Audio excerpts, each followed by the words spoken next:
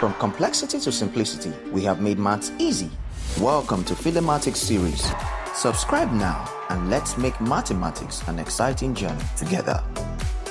The 28th question of NECO 2025 is about finding a point where a rational expression is undefined. And we are told that find the values of s for which the expression is undefined.